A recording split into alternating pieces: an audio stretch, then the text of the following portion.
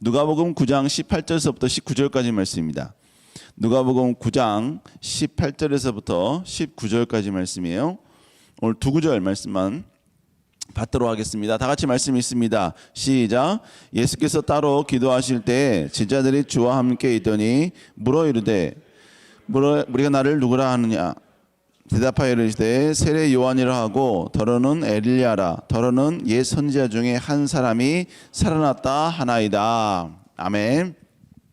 오늘 누가복음 9장 18절에서부터 19절의 말씀을 가지고 레디 첫 번째, 신앙은 주님에 대한 인식에 의해서 결정된다. 신앙은 주님에 대한 인식에 의해서 결정이 된다라는 주제로 여러분과 함께 좀 말씀을 나누도록 하겠습니다.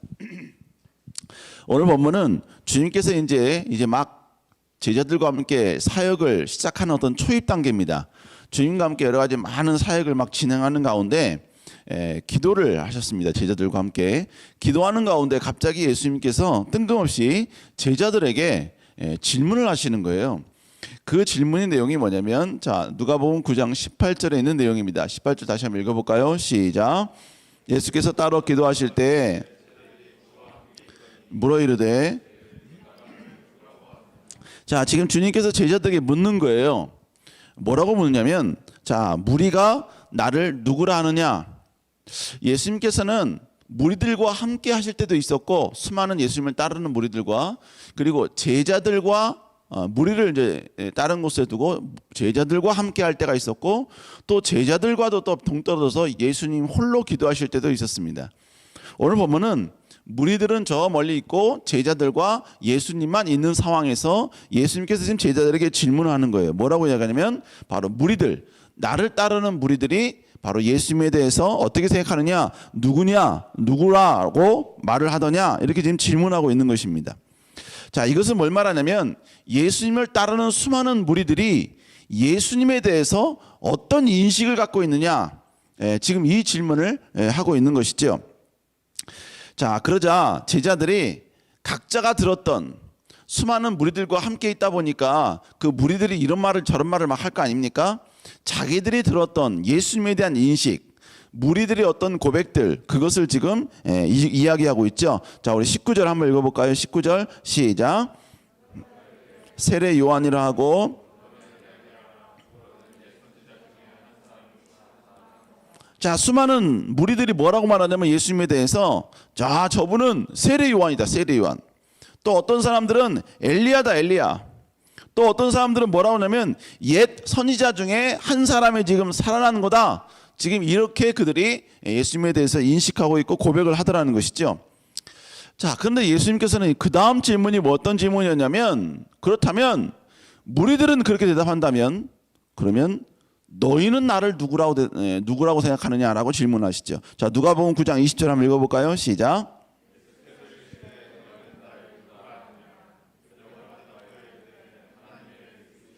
자, 본문에 보면 하나님의 그리스도이시라 이렇게 대답을 하죠. 누가는 오늘 베드로의 고백을 약간 좀 러프하게 좀 소개하고 있어요. 그런데 마태복음에 보면 예수님의 이 질문에 대해서 베드로가 어떤 고백을 했는지 아주 상세하게 소개를 하고 있죠. 우리 마태복음 16장 16절 한번 읽어볼까요? 시작. 주는 그리스도시요 살아계신 하나님의 아들이시니이다. 지금 베드로가 뭐라 했냐면 주는 그리스도시고 살아계신 하나님의 아들입니다 라고 지금 고백을 하는 것입니다. 여기서 그리스도라는 이 말은 뭘 말하냐면 바로 히브리의 마시아흐라는 단어입니다. 마시아. 여러분 어디서 많이 들어본 말이잖아요. 마시아, 메시아 이렇게 되는 거예요. 마시아라는 단어는 메시아라는 단어예요. 메시아. 앞으로 자신들에게 올 구원자, 이런 의미입니다.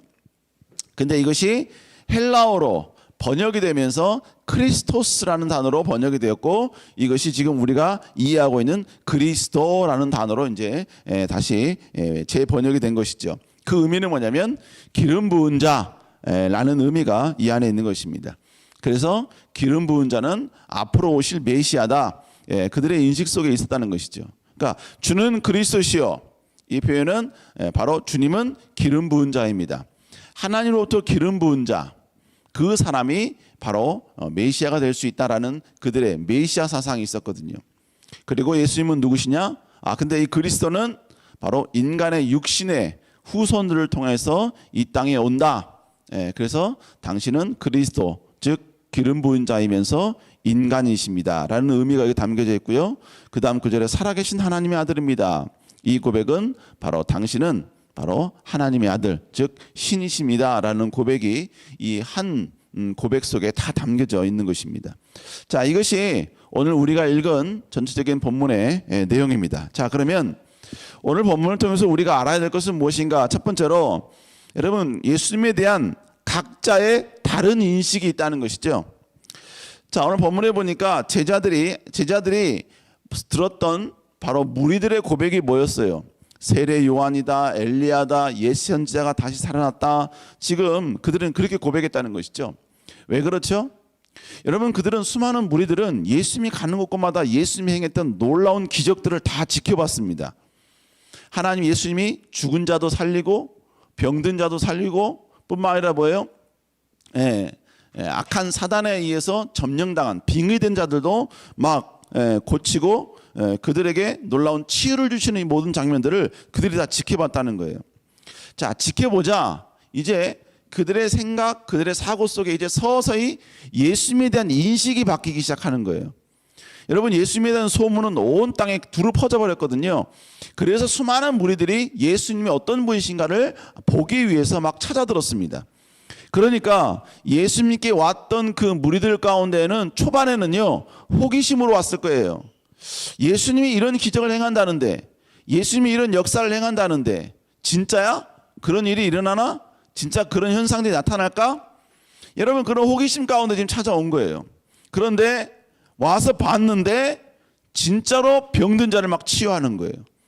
실제로 여러분요, 안전뱅이가 일어나는 거예요. 그 모습을 두 눈으로 목격하다 보니까 이분은 완전 다른 분이시구나. 내가 알고 있던 그런 예수가 아니구나. 보통 인간이 아니구나.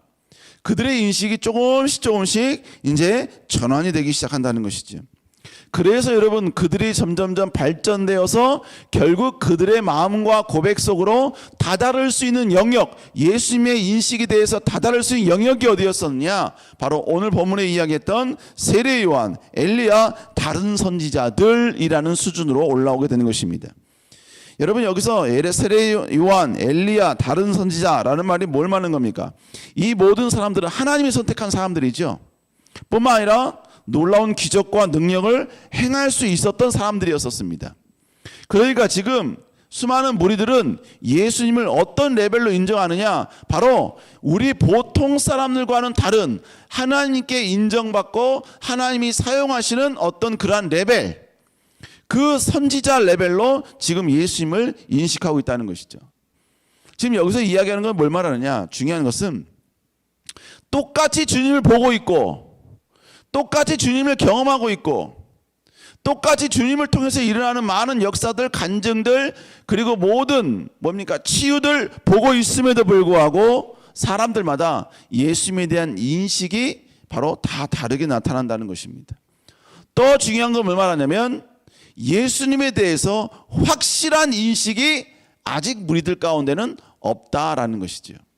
예수님께서 원하시는 인식, 예수님께서 원하시는 예수님에 대한 어떤 그 지식, 그 수준까지는 아직 이르지 못했다는 것입니다. 여러분, 이것은 우리의 신앙생활에도 마찬가지인 것 같아요.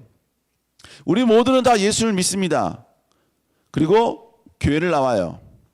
그러나 교회를 나오는 모든 사람들이라고 다 동일한 어떤 예수 그리스도의 인식이 있는 것이 결코 아니라는 겁니다. 여러분, 맨 처음에는 그냥 4대 성자 중에 한 명? 아니면 뭐예요? 교회 가면 막 역사가 일어난다. 교회 가면 막 기적이 일어난다. 그러니까 오는 거예요. 목사님이 아는 어떤 한 분 가운데는 이분이 어떤 자신의 가게를 처분해야 돼. 처리를 해야 돼. 근데 처리가 안 되더래요. 그런데 전도하시는 분이 우리 교회 와서 20일 작정 기도하면 우리 교회에서는 다 응답된다. 다 해결된다. 이러니까 이분이 그 말에 혹해가지고 실제로 예수님의 예자도 모르시는 이분이 우리 교회 와서 새벽 기도 20일 작정 기도를 시작한 거예요. 그분이 맨 처음에 교회에 나오고 여러분 그분이 맨 처음에 여러분요 나와서 기도한 그 원인 그 이유는 뭐였었느냐? 예수 아니에요. 예수 그리스도가 아니에요. 뭐예요? 자신의 지금 문제가 해결받으려고. 예, 그것 때문에 지금 온 거예요. 근데 이분이 20일 동안 열심히 기도했어요. 실제로. 근데 20일째 되는 날 기도 응답이 없는 거야. 그러니까 이분이 자기를 전도한 사람한테 따지러 간 거예요. 아니 20일 하면 된다면서 왜 안 되냐? 그랬더니 그분 전도하신 분의 대답이 아주 명대답이었어요. 당신은 너무나 기도로 해결해야 될 게 많기 때문에 20일 갖고 안 돼. 40일 더해. 20일 더해. 그러니까 이분이요 참 은혜죠. 아 그런가요? 그러면서 20일을 이분이 더했어요.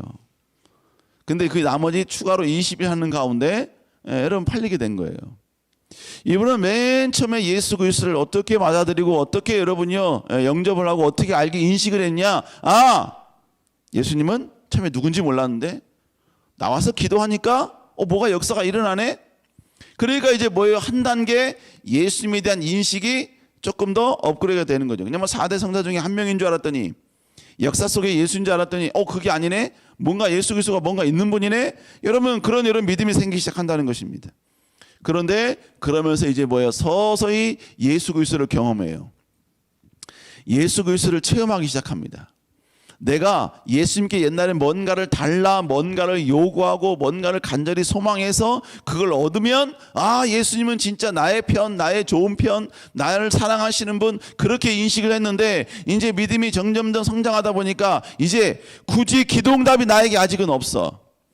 내게 필요한 것이 아직 채워지지 않았어. 그럴지라도 나는 그분을 더 사랑하고 그분을 더 앙망하고 예수 그리스도를 누구보다 더 존중히 여기는 여러분 이런 믿음으로 점점 성장하게 되더라는 것입니다.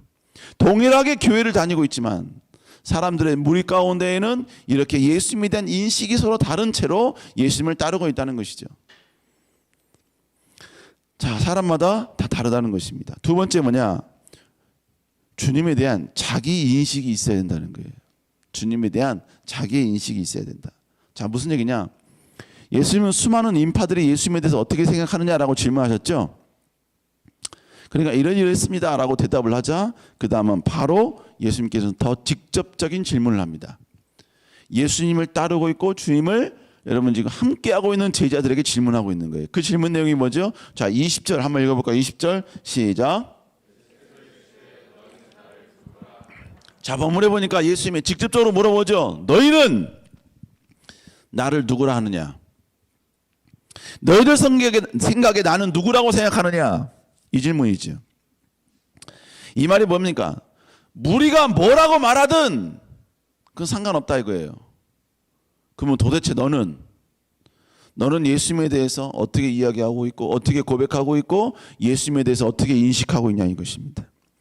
남들에 대한 고백, 남들에 대한 인식이 중요한 게 아니라 지금 정작 너희들은 나를 누구라고 생각하느냐. 지금 예수님은 왜 이걸 지금 점검하고 체크하고 있느냐. 오늘 여러분이 누가복음 9장에 있는 이 말씀을 가지고 우리 다시 한번 일주일 동안 볼 거예요. 예수님께서 그 말씀을 하신 이유는 뭐냐면 지금 제자들은 예수님을 따르려고 지금 따라오고 있거든요. 무리들도 지금 예수님을 따라오고 있거든요.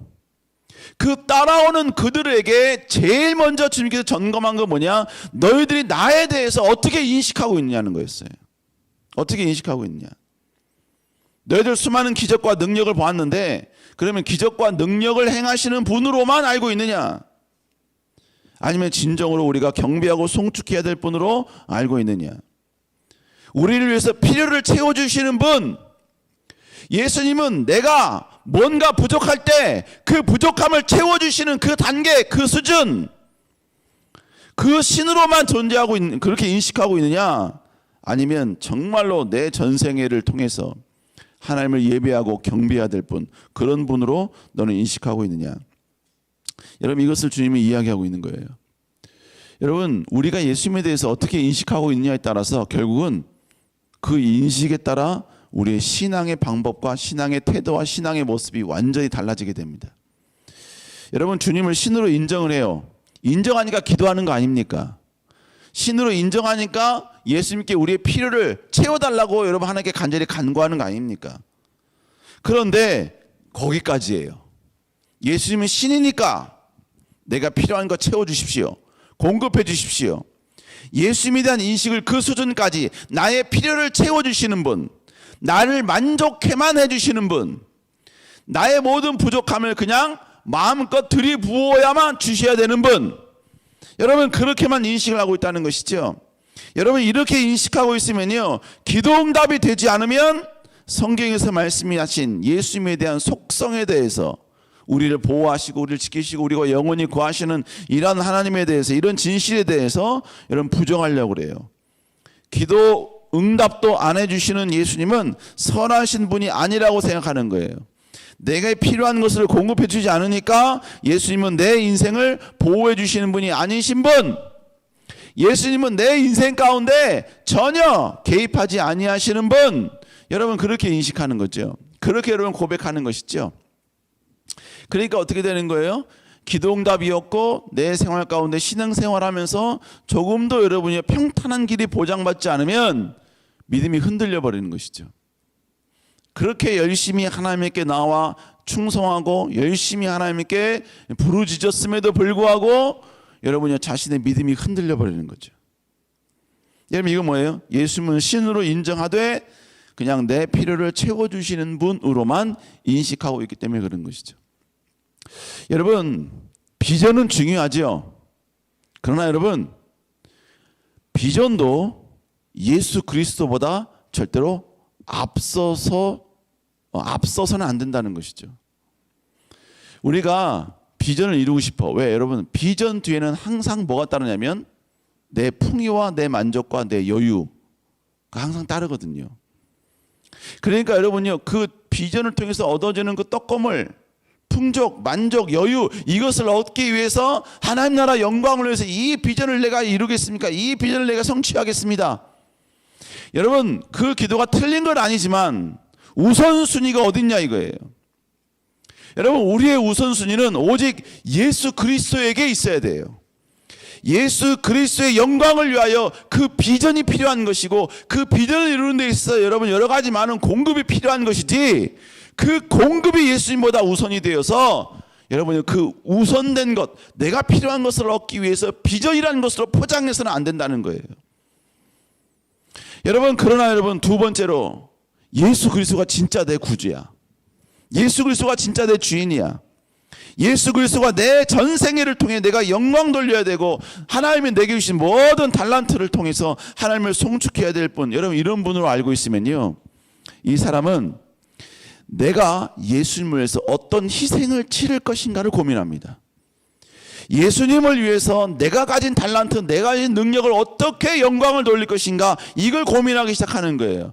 물론 내 삶 가운데 평탄과 형통이 있으면 좋지요. 그러나 그것과는 상관없이 나는 하나님을 사랑하는 거예요. 하나님께 나오는 거예요. 하나님의 이름을 높이는 거예요. 하나님을 경배하는 거예요. 하나님을 더욱더 여러분 송축한다 이것입니다. 하나님께, 예수님께 나를 위해 예수님 좀 희생해 주십시오, 이게 아니라 예수님, 내가 예수님을 위해 희생하겠습니다 라는 모습으로 여러분 성장하고 발전하게 된다는 것이죠. 헌신을 했어. 충성을 했어. 그 헌신과 충성에 대해서 나름대로 여러분의 보상 심리가 있었어. 내가 이렇게 헌신했으니까 하나님 이렇게 축복 주시겠지요. 그런데 그 축복이 아직은 없어. 그 형통이 아직은 없어. 그럴지라도 주님은 나의 구주이시고 나의 주인이시니까 그 공급하심의 여부와는 상관없이 하나님을 사랑하고 하나님을 송축하고 하나님을 예배하는 거예요. 여러분 이런 사람은 절대로 흔들리지 않죠.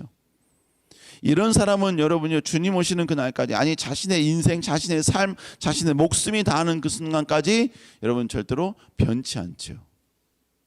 여러분 이거의 차이는 무엇의 차이냐? 바로 예수 그리스도에 대한 각자의 인식의 차이라는 거예요. 인식의 차이. 여러분 그런 경우도 있다고 봅니다. 여러분 때로는 우리가 주님을 섬기다 보면 목회자에 대한 기대가 있을 때가 있어요. 목회자에 대한 기대. 근데 그 목회자에 대한 기대가 때로는 무너질 때가 있어요. 여러분, 그럴지라도 여러분들은 목회자를 보고 예수 그리스도를 믿는 게 아니잖아요. 그죠? 오직 뭐예요? 예수 그리스도만 보는 거예요. 아멘? 뭐 그럴 일은 없어요. 그럴 일은 없어. 그럴 일은 전혀 없을 거예요. 만약 목사님이 타락을 했어. 목사님이 만약 타락을 했어. 그래서 어느 날 보니까 조계사 앞에서 108번 절을 하고 있어. 그럴 일은 없겠죠. 그죠?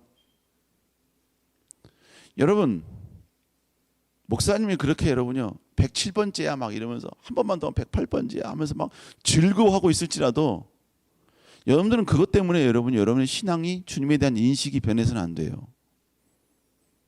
그것과는 상관없이 여러분들은 하나님을 사랑하고 있어야 되고 하나님을 예배하고 있어야 되고 하나님을 경배하고 있어야 되는 거예요. 하나님을 섬기는 주의 종이 왜 저래? 그 사람만 그런 거예요. 나만 그랬던 거예요. 아멘.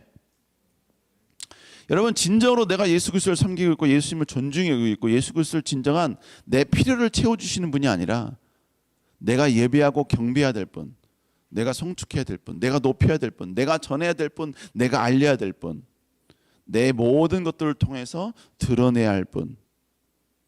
여러분, 이런 인식이 있으면 어느 누구의 행동, 어느 누구의 말과는 상관없이 오직 주님만 바라보는 주바라기의 인생을 살아갈 수 있게 된다라는 것이죠. 여러분, 우리가 주님에 대해서 어떻게 인식하느냐에 따라서 우리의 행동은 달라집니다. 우리의 신앙도 달라져요. 우리의 모습도 달라져요. 안타까운 것은 오늘 베드로는요, 주는 그리스도시요 살아계신 하나님의 아들입니다 라는 고백을 했어요. 근데 예수님께서 이건 네 고백이 아니라 바로 하나님께서 성령의 은혜로 고백하게 한 것이다 라고 이야기를 하죠. 근데 지금 이 고백이 진실한 베드로의 고백이었느냐? 그렇지는 않았죠. 그래서 베드로는 예수님을 3번 부인했죠. 3번 부인했어요. 결국 예수님을 따르면서 예수님을 통해서 뭔가 떡고물을 얻을 때에는 여러분 예수님 옆에 항상 있었는데 이제 예수님을 위해서 자기를 희생해야 될 때가 오니까 이제는 예수님을 부인하고 거부하고 저항하는 그런 상태까지 오게 되더라는 것입니다. 여러분, 그러므로 우리는요, 지금 내가 가지고 있는 이 신앙, 내가 가지고 있는 예수 그리스도에 대한 인식, 이 정도면 됐다, 이 정도면 충분하다, 이 정도면 어디에 내놔도 전혀 부끄럽지 않다라는 것은 어마어마한 교만입니다. 어마어마한 교만이에요. 우리는 죽는 그날까지 우리의 믿음, 예수님에 대한 인식은 더 성장해야 합니다. 더 발전해야 돼요. 더 여러분이 견고해져야 됩니다. 예수 그리스도는 우리가 예배해야 될 분, 진짜 예배해야 될 분에 대한 그 예배해야 되는 분이라는 그 믿음 신앙에도 레벨이 있다고요. 교회 와서 교회 와서 예배하는 분 맞죠? 그러나 여러분이요, 여러분이 그리스도인이란 사실을 모르는 그 장소, 그 상황, 그 여러분이요 현장에서도 예배하는 예배자의 모습으로 성장해야 된다는 것이죠. 심지어 여러분이요, 예수 그리스도를 믿는 자라는 것을 드러내는 그 상황에서 핍박받는 그 현장에 있을 때 그럴지라도 예수님을 예배하는 사람이 돼야지요. 예배하는 자라는 이 단어 속에도요, 어느 수준의 예배하는 자냐에 따라 다르다는 것이죠. 그러면 결국 뭐예요? 우리는 더 성장하고 더 예수님을 더 깊이 알고 더 하나님을 깨닫는 자가 되어야만 된다는 것입니다. 과거에 제가 양화제를 한번 다녀온 적이 있었습니다. 참 보면요, 왜 그럴까 곰곰이 생각해 보면 이건 하나님 우리나라를 사랑하신 결과가 아닌가라고 생각을 합니다. 여러분을 사랑했기 때문에 그런 것이 아닌가라고 생각을 해요. 우리나라 조선시대에 들어왔던 대부분 선교사님들은요, 그들의 나이는 대부분 20대 초반이었습니다. 신혼부부로 부부가 같이 들어온 사람도 있고요, 심지어는 홀로 들어온 사람도 있었어요. 홀로 결혼도 안 하고. 그분들은 조선에 들어와서 선교하다가 자녀를 출산하잖아요. 그러면 자녀들은, 여러분 어린아이들은 면역 기능이 부족합니다. 없어요, 거의. 그러다 보니까 여러분 그 당시에 이 조선은 여러 가지로 많이 위생적으로 열악했거든요. 그러다 보니까 자녀들이 풍토병으로 죽어가요. 풍토병으로 죽어가면 빨리 자녀를 안고 피신해야 될 거 아닙니까? 본국으로 돌아가야 될 거 아니에요. 근데 여러분, 그들은 돌아가질 않았어요. 그리고 자기의 자녀의 죽음을 받아들였습니다. 수용을 했어요. 그들이 수용했던 이유가 뭐죠? 단 하나예요. 예수 그리스도를 이 조선 땅에 전하겠다는 그 유일한 그 개념, 그 진리, 그 여러분의 목표 하나만 두고 왔기 때문에, 예수 그리스도를 누구보다도 사랑했기 때문에, 예수님에 대한 인식은 내가 예수님을 전해야 될 뿐, 나의 어떤 희생을 치고라도 전해야 될 뿐이라는 인식이 그들에게 있었기 때문에 그들은 절대로 조선을 떠나지 않았다는 것이죠. 첫째 아이가, 여러분 또 둘째 아이가 풍토병으로 죽어가는 그 모습들, 그 모습을 보면서도 그들은 조선을 떠나지 않았어요. 양화지를 쭉 돌아다 보면 초라한 비석에 그들이 이제 마지막 평생 남겼던 말 가운데 한 언어, 한 명제, 한 단어를 거기다 기록을 해놨어요. 그 가운데 한 선교사님 가운데는 뭐냐면, 내게 목숨이 1000개가 있을지라도 조선을 위해 바치겠노라. 로제타 선교사님 같은 경우는요, 의료 선교사로 조선에 왔는데 남편이 20대 중반에 풍토병으로 죽었습니다. 여러 군데를 막 여러분 돌아다니면서 의료 행위하면서 복음을 전하다가 남편이 죽었어요. 근데 여러분, 그러면 여러분 돌아가야 될 거 아닙니까? 그래서 다시 재혼을 하든지 해야 될 거 아니에요? 근데 로제타 선교사님은요, 홀로 평생 한국에 남아서 복음을 전하다가 여러분 그도 돌아가셨다는 것이죠. 근데 여러분 참 중요한 게 뭔지 아세요? 그분이 믿는 예수 그리스도와 지금 우리가 믿는 예수 그리스도가 동일하다는 거예요. 동일한 말씀을 우리는 받아들이고 있다는 것입니다. 근데 뭐가 다르냐? 예수 그리스도에 대한 인식이 다르니까 예수 그리스도에 대한 그들의 신앙의 태도가 완전히 다르다는 것입니다. 우리 사랑하는 청년 여러분, 우리 주님은 우리를 필요를 채우기 위해 존재하시는 분이 아니에요.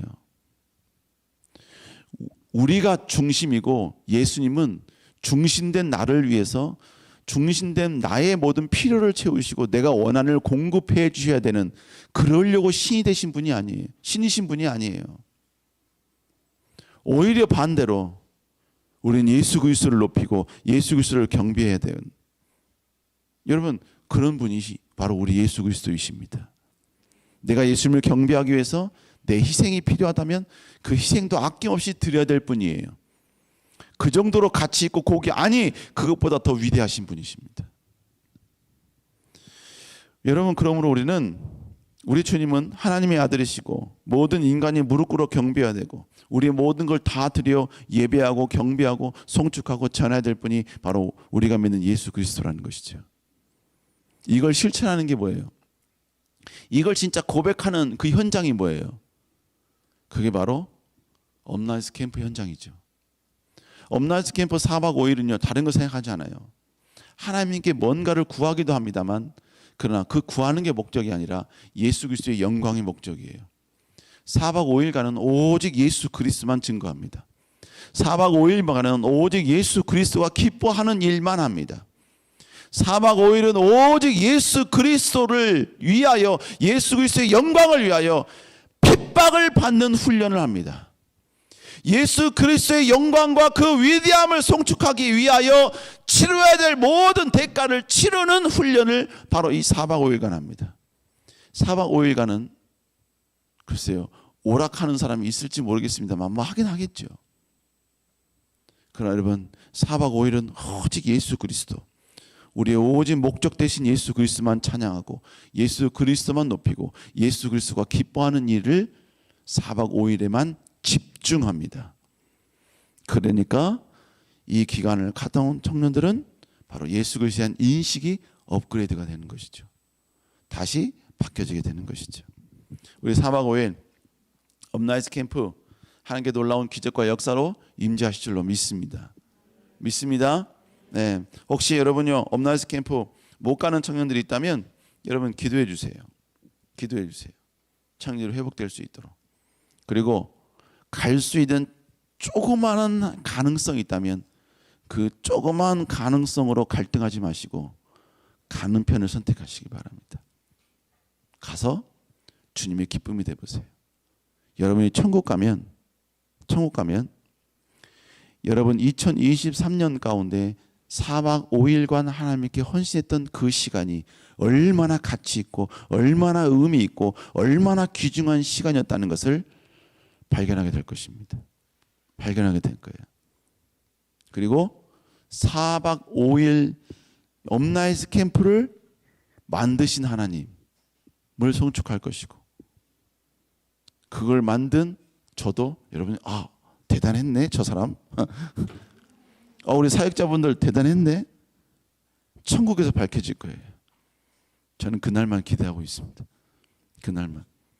우리 사랑하는 여러분 다시 한번 여러분 예수 그리스도에 대한 인식이 이렇게 새롭게 전환될 수 있기를 주의 이름으로 축복합니다. 그리고 더욱더 성장하고 발전할 수 있기를 주의 이름으로 축복합니다.